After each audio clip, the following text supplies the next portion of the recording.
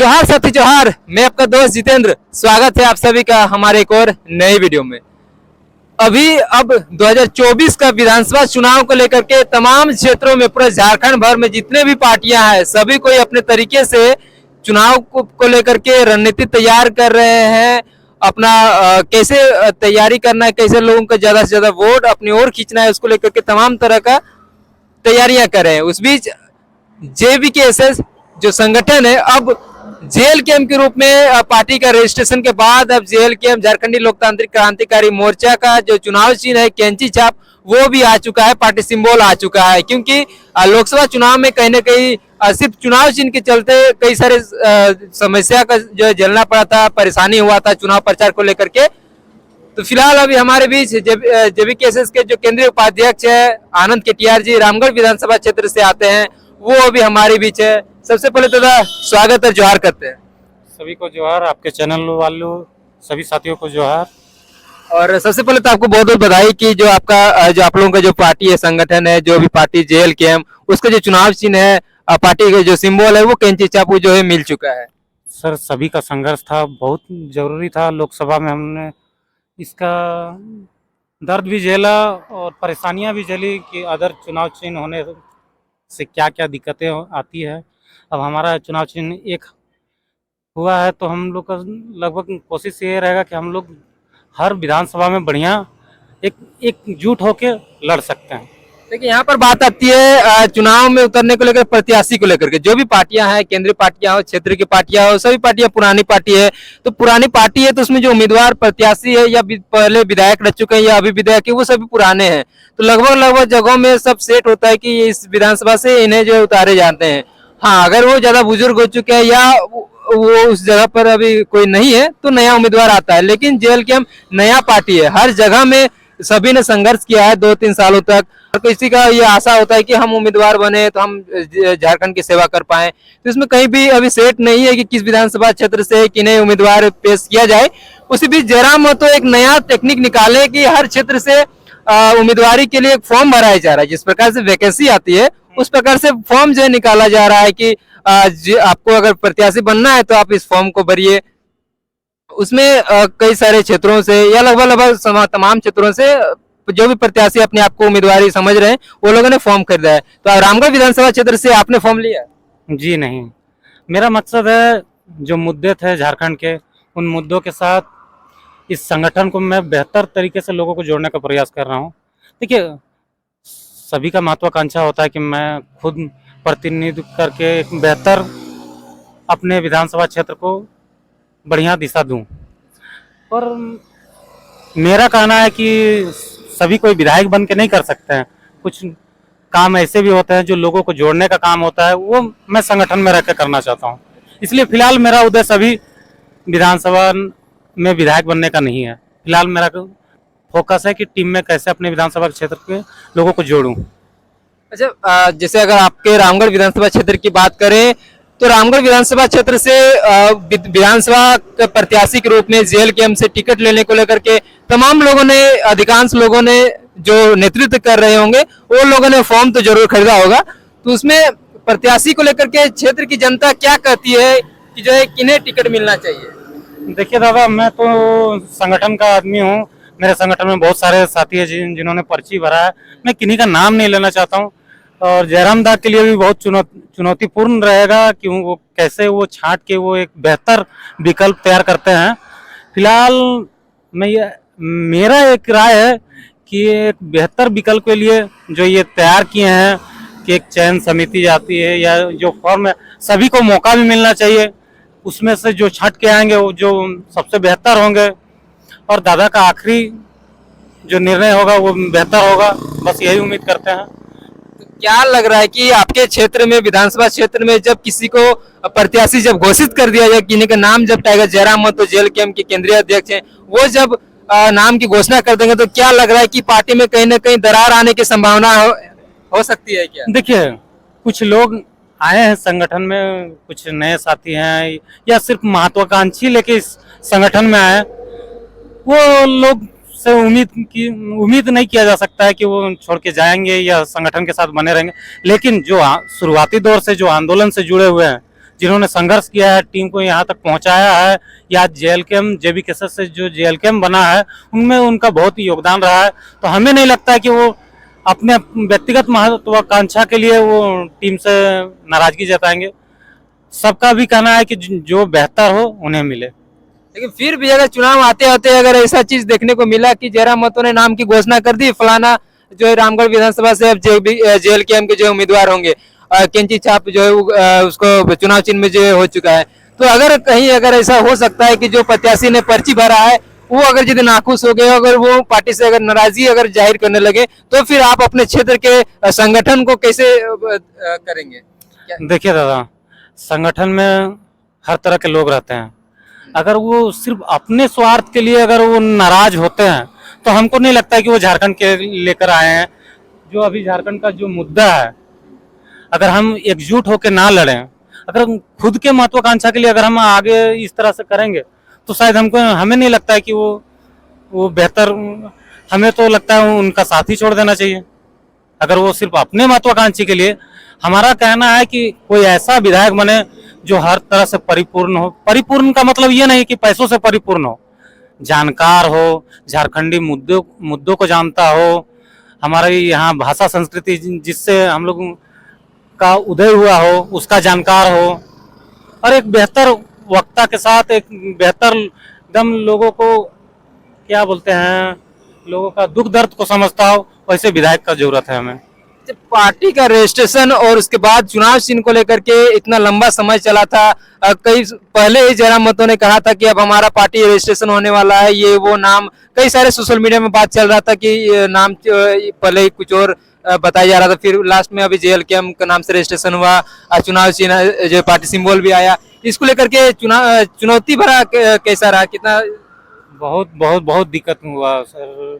हमारा लगभग प्रयास था कि लोकसभा से पहले से हमारा कोशिश था कि हम लोग का पार्टी का रजिस्ट्रेशन हो जाए, सिंबल आ जाए, लेकिन बहुत सा दिक्कतें और सामना करने के बाद बहुत मुश्किल से, लेकिन बहुत खुशी का बात है कि हम लोग का चुनाव में अब लगभग 3 महीना आसपास या 4 महीना आसपास है और हमारा सिंबल आ गया, और हमें बेहतर काम करने का भी मौका मिलेगा ये 3-4 महीनों में।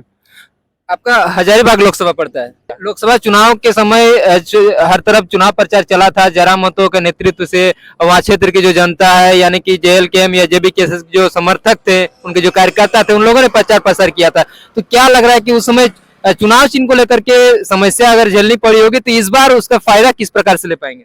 हाँ, समस्या हो रही थी, क्या कि कहीं सिलेंडर थे तो कहीं दूसरा छाप था, बहुत लोगों को जानकारी नहीं हो रहा था, हम लोग को डोर टू डोर जाना पड़ रहा था।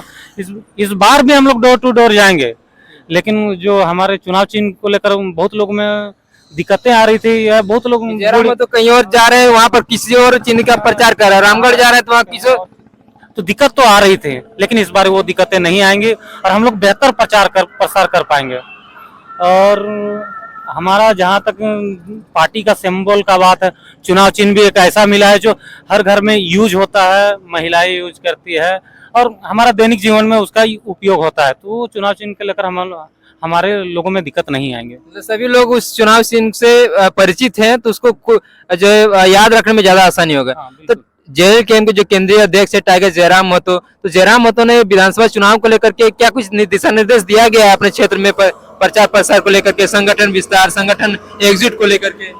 देखिए, हमारा पहला फोकस है कि हम लोग बूथ कमेटी तक, हमारा लोकसभा का चुनाव हम लोग लगभग बिना बूथ कमेटी का लड़े और बेहतर रिजल्ट भी लाए हैं, वोट प्रतिशत आप देख सकते हैं। लेकिन हमारा कोशिश है इस बार की बूथ कमेटी से लेकर प्रखंड कमेटी, पंचायत कमेटी, सारा हमें लगभग चुनाव से पहले प्रक्रिया को खत्म करना है। तो रामगढ़ विधानसभा की अगर बात करें तो रामगढ़ विधानसभा में क्षेत्र में मुख्य मुद्दे अभी क्या है, क्या एजेंडा है उस क्षेत्र के लेकर के? क्योंकि जब भी चुनाव होता है तो तमाम जो पार्टियां हैं या उनके जो प्रत्याशी हैं, बिजली, पानी, रोड, ये सब को लेकर के, रोजगार, पढ़ाई को लेकर के हमेशा हर कोई तो बात करते ही है। चुनाव भी होता है, जीतते भी है, फिर वापस से जब कार्यकाल खत्म होता है तो फिर से चुनाव होता है, और यही सब चीजें जो चलती रहती है। तो अभी अब नई तरीके से जिस प्रकार से JLKM पार्टी कार्य कर रही है, तो अब इस विधानसभा चुनाव में उस क्षेत्र के मुद्दे क्या क्या है, लोगों की समस्याएं किस प्रकार से है? हमारे क्षेत्र की समस्याएं बहुत सारी हैं। एक समस्या रहे तो बताऊं, रोजगार की समस्या है, बिजली पानी की समस्या है, हाँ, और शिक्षा का, हॉस्पिटल का हर समस्या है सर। हमारा झारखंड अलग हुए लगभग 23-24 साल हो गए हैं, लेकिन आज भी लोग को अगर कोई बच्चा बीमार पड़ता है तो इलाज कराने के लिए रामगढ़ का सदर हॉस्पिटल, या तो फिर वहाँ ना बेहतर हो तो फिर रांची जाना पड़ता है। तो हमारे यहाँ हॉस्पिटल का भी दिक्कत है। आपका देखिए पानी का समस्या है। पानी के लिए देखिए बहुत इस बरस तो लगभग बारिश हुआ तो लगभग सभी को धान का अच्छा खेती अगर आपके लगा क्षेत्र ली। में खेती भी बढ़िया करते तो खेती को लेकर के भी समस्या होती है क्या? हाँ बिल्कुल समस्या होती है। आपका देखिए मार्केट में अभी हाल फिलहाल आप देखे होंगे रामगढ़ में एक मुद्दा था कि लोग सब्जी गांव से जो सब्जी बेचने जाते थे उनको जगह नहीं दिया जाता था बेचने के लिए। बहुत समस्या आती है। और आपका देखिए गांव ग्रामीण में लेकर आपका स्कूल का व्यवस्था को देखिए, वहाँ भी वही तरह का सिचुएशन है। तो चुनाव आते आते तो समस्या हजारों में आ जाता है, समस्याओं की लिस्ट बन जाती है कि हमारी ये समस्या है, ये समस्या है, ये हम ये कर देंगे, वो कर देंगे, ये समस्या का समाधान कर देंगे। लेकिन आप लोगों ने क्या सोचा है इन तमाम समस्याओं को लेकर के निजात पाने के लिए, समस्याओं का दूर करने के लिए क्या कुछ आप लोगों ने रास्ता तैयार किया हुआ? इस पर कुछ आप लोगों ने विचार विमर्श तो किया होगा ना? देखिए हम लोग का पहला मुद्दा है रोजगार। आप रोजगार से लोगों को जोड़िएगा तो आप विकल्प तैयार कर लेते हैं कि वो अपने आप को स्टैंड कर लेगा। जब तक हम लोग रोजगार का सृजन नहीं करें, देखिए यहाँ का सरकार हमेशा देखते हैं कोयला बालू बस इसी मुद्दे में रहती है। लेकिन झारखंड ऐसा एक प्रदेश है, आप यहाँ पर्यटन पे भी रोजगार कर सकते हैं, यहाँ पे एजुकेशन में भी रोजगार का माध्यम बना सकते हैं। अब अन्य राज्यों को देखेंगे बड़े बड़े कॉलेज वगैरह खोले जाते हैं, उससे क्या होता है वहाँ का लोगों में रोजगार का भी होता है, बिजनेस का भी उसमें लोग जुड़ते हैं। तो हमारा भी कोशिश है कि कुछ ऐसा अलग किया जाए इस जेल के थ्रू, या हमारे जो आने वाले विधायक बनेंगे उनके द्वारा कि यहाँ पर रोजगार सृजन का ज़्यादा से ज़्यादा व्यवस्था किया जाए। जो आज विस्थापन का भी जो दर जलते हैं, बढ़िया ग्रेजुएट लड़का पीजी किए हुए लड़के लोग मजदूरी करने बाहर जाते हैं। तो कम से कम मेरा पहला फोकस है कि रोजगार में सृजन हो झारखंड प्रदेश में। अगर झारखंड में अगर बात करें तो ज्यादातर ग्रामीण क्षेत्रों की अगर हम बात करें तो जब भी किसी वैकेंसी आता है, झारखंड सरकार की बात हो चाहे केंद्र सरकार की बात हो, जब उनका एग्जाम जब सेंटर आता है तो सिर्फ अपने क्षेत्र में नहीं, बाहर क्षेत्र या बाहर जिले में उसका उनका जो एग्जाम सेंटर आता है, तो खासकर ग्रामीण क्षेत्रों के लोगों को, ग्रामीण क्षेत्र के जो स्टूडेंट छात्र छात्राएं हैं वो लोग को वहां पर जा करके एग्जाम सेंटर तक पहुंचने में थोड़ा सा कहीं ना कहीं समस्या झेलना पड़ता है। कभी सुबह को 5 बजे का रिपोर्टिंग टाइम दे दिया तो रात भर कहीं स्टे करना होगा, कहीं शाम को 4 बजे का रिपोर्टिंग टाइम दे दिया तो रात भर 7-8 बजे तक खत्म होगा, तो उसके बाद फिर आना जाना में समस्याएं होती है, मेल हो चाहे फीमेल हो, सभी को लेकर के। तो इसको लेकर के कुछ सोचे हैं कि अगर कहीं जैसे मान के चलिए रामगढ़ में किसी का एग्जाम सेंटर हो गया तो वहां पर अगर एक कमेटी हो जाए या आपके पार्टी की तरफ से कोई ऐसा आदमी वहां पर रहे जो संपर्क में रहे कि हमारे क्षेत्र में अगर किसी का एग्जाम सेंटर आता है तो उसका व्यवस्था करा दिया जाए, ठहरने की बात हो, चाहे अगर वहां पर जाएंगे तो एग्जाम सेंटर तक कैसे पहुंचेंगे, स्टेशन से कहाँ उतरेंगे, कौन सा बस से जो है आ सकते हैं, क्योंकि ये सब चीज उनको समझ में थोड़ा कम आता है। क्योंकि बाहर दे दिया जाता है, सपोज करिए आप रामगढ़ में गोला में एग्जाम सेंटर दे दिया, हालांकि ये नजदीक है, 4 लेन है तो आराम से जा सकते हैं, लेकिन एग्जाम्पल की अगर बात करें तो मान के चलिए गोला में एग्जाम सेंटर दे दिया और हमें उधर के क्षेत्र के बारे में जानकारी नहीं है, हमारे क्षेत्र हमसे संपर्क में कोई लोग नहीं है, तो हम वहां पर कैसे जाएंगे? ऑटो से जाएंगे या बस से जाएं या ट्रेन से जाएं, तो कहाँ कौन से स्टेशन में उतरे, वहां से कैसे जाएं, वहां पर ठहरे तो ठहरे कहाँ? देखिए हमारा जहाँ तक कहना है कि ग्रामीण बच्चों, जैसे अभी हाल फिलहाल कुछ एग्जाम था, देखे थे सेंटर दिया था गोड्डा। अब गोड्डा में हमारा कोई परिचय नहीं है, रामगढ़ के बच्चे जाएंगे गोड्डा परीक्षा देने। तो ऐसा एक सिस्टम ही तैयार किया जाए कि बच्चे को अगर कोई सेंटर पड़ता है तो वो अपने जिले से कम अगल बगल के जिले में कम से कम सेंटर दिया जाए। ऐसा ना हो कि एकदम आखिरी छोर में दिया जाता है। अगर मान लीजिए लड़के हैं तो वो किसी तरह तो हैंडल कर लेंगे, लेकिन बच्चियां के लिए तो दिक्कत हो जाती है। को भी काफी सारी दिक्कत होती है, कुछ जो लोग समझ नहीं पाते वो स्टेशन में रात भर स्टे कर लेते हैं या ऐसे जगह में जहाँ पर उनको सामान को लेकर के सुरक्षा की जो है उनको कमी होती है। तो सरकार कुछ ऐसे नियम बनाए ताकि जो बच्चे हैं जो ग्रामीण से कम आते हैं वो अगल बगल के जो पड़ोसी जिले हैं उनमें वो नजदीकी सेंटर मिले और उसके अलावा भी अगर कुछ व्यवस्थाएं होती है तो हर जिले में स्टूडेंट के लेकर एक भवन ऐसा बनना चाहिए जो बाहर से बच्चे आते हैं या एग्जाम के लेकर ठहरने के लिए अगर व्यवस्था नहीं होती तो ऐसा एक नियम तैयार करें या एक भवन का ही विशेष तैयार करें ताकि बच्चे लोग को दिक्कत ना हो। देखिए हम जहाँ तक अपना उम्र के हिसाब से देखें, आजकल ये कितने भी सरकारें आए, लगातार 3-4 सरकारें हमने देखा, कोई भी स्टूडेंट को लेकर सीरियस नहीं है, कोई भी सरकार। आप इस पूर्व सरकार में भी जाइए या अभी जो अभी वर्तमान सरकार में है इनको भी देख सकते हैं, स्टूडेंट को लेकर कोई सरकार ना नियमावली ढंग से है ना कोई काम तरीका से हो रहा है। कोई भी एग्जाम होता है तो पेपर लीक हो जाता है, कोई रिजल्ट बढ़िया नहीं है, घर आते तो पता चलता है पेपर लीक हो गया, एग्जाम दे के शाम पहुंचने नहीं सकते हैं और पेपर लीक का मामला आ जाता है। तो एक एकदम कठोर निर्णय के साथ कम से कम स्टूडेंट का भविष्य का बात होता है, आपका झारखंड का, आपका देश का फ्यूचर का बात है, तो इसमें कम से कम बेहतर नियमावली बनना चाहिए। देखिए एग्जाम सेंटर को लेकर के मैंने भी कई सारी परेशानियां झेली हैं और कई सारे लोगों को भी परेशानियां ऐसे झेली है। हालांकि अभी मुझे ज्यादा दिक्कत नहीं होती, तमाम झारखंड भर में कहीं भी जाता हूं तो संपर्क हो ही जाता है, ठहरने का व्यवस्था हो या किसी भी चीज के, तो मुझे तो अभी समस्या नहीं होती है।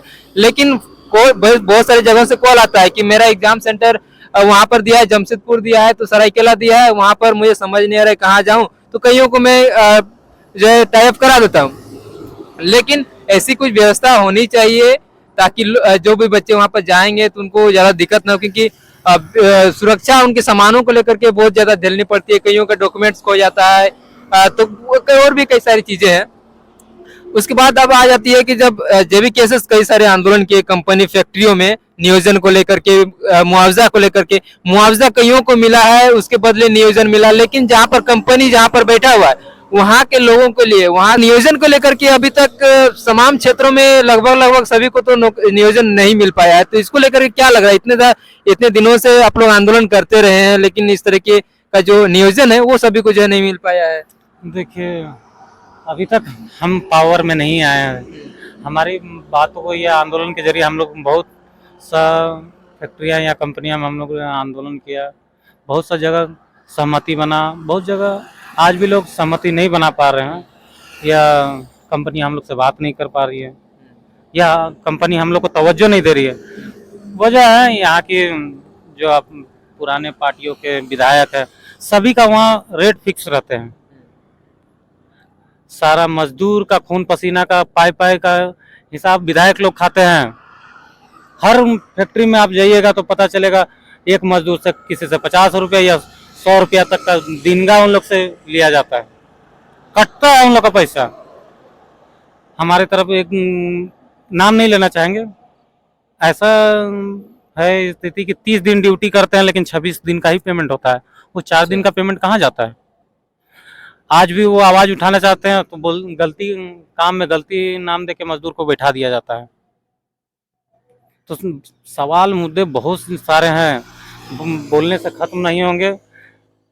दिक्कत है कुछ बदलने वाले, कुछ विजन वाले नेता चाहिए हमारे झारखंड को। देखिए अभी JLKM यानी JB केसेस के जो केंद्रीय उपाध्यक्ष हैं आनंद केटीआर जी, वो हमारे बीच अभी मौजूद हैं और रामगढ़ विधानसभा क्षेत्र हजारीबाग लोकसभा क्षेत्र से आते हैं। तो इनको लेकर के हमने थोड़ा सा जानकारी हासिल करी कि इनकी विधानसभा क्षेत्र में विधानसभा चुनाव को लेकर के किस प्रकार की तैयारियां हैं, कैसे उम्मीदवार जो है अपना अपना दावेदारी पेश कर रहे हैं, उसको लेकर के संगठन विस्तार वगैरह को लेकर के, क्योंकि जब प्रत्याशी जब नामों की जब घोषणा हो जाती है तो उस बीच जितने सारे लोगों ने पर्ची भरा था उनमें कहीं ना कहीं पार्टी को लेकर के नाराजगी होने की संभावना होती है। उसको लेकर के हम लोगों ने बातचीत करी और जयराम महतो ने किस प्रकार से विधानसभा चुनाव को लेकर दिशा निर्देश दिया है उसको लेकर के। बाकी दादा आपका बहुत बहुत धन्यवाद और बहुत बहुत धन्यवाद जितेंद्र भाई। आपके चैनल वालों के लिए भी एक निवेदन है कि दादा बहुत मेहनत करते हैं, सभी साथी सब्सक्राइब कर दें और ज़्यादा से ज़्यादा इनके वीडियो को शेयर करें।